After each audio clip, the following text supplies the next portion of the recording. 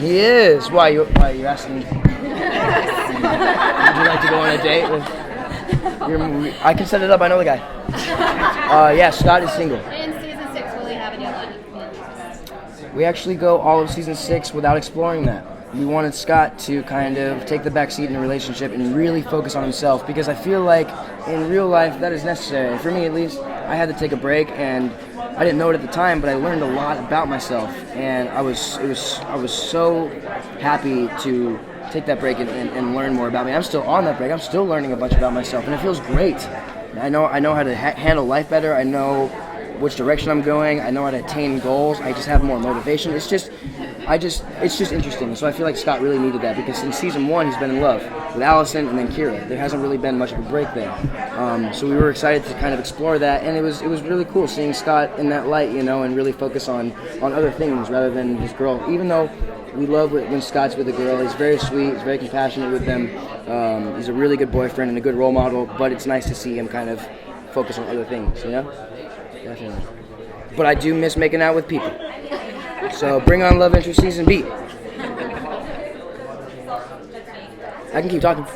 There are some new threats also coming. Always. What would Teen Wolf be without villains?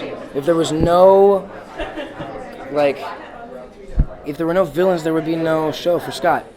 There's no show if everyone's happy all the time. So yeah, we got villains this season. They're called the Ghost Riders. The Ghost Riders ride horses. They're like these ghost cowboy kind of things, and they don't kill you, but they snatch you, and the place that they take you is really interesting and really fun. And I love playing with this idea, because we've kind of done it once before, but we do it in a really different way, and it's really cool. And the Ghost Riders are just really intimidating, because they're kind of stuck in Beacon Hills, and usually every other villain has an agenda and wants power. These guys don't want any of that, and they're just kind of doing it because it's in their blood. So it's a little creepier, harder to stop. We don't know how to stop them, and it's just really intimidating, and they're creepy as shit. They're uncomfortable looking when you stare at them. It's like disturbing, which is always good, because we're a dark show, You touched on it a little bit when you talked about Scott being alone and exploring things, but a lot of the other cast members have talked about it being a much more mature season. Yeah.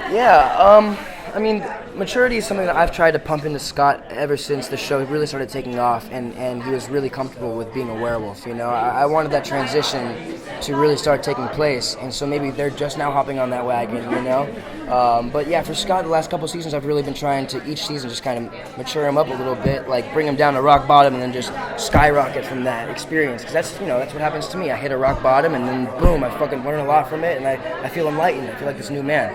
So I've been trying to do that with Scott for a while now. So yeah, this season is a little bit mature in the sense that it's not really so random, jumping around. It's kind of more linear and not as confusing.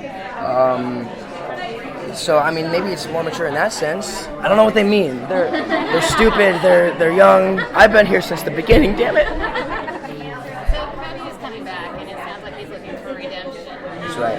Scott's relationship with Theo. Scott's relationship with Theo, he's not threatened by him anymore. Theo did the worst that he could do, and he didn't kill him. Theo tried to kill Scott. Scott came back to life.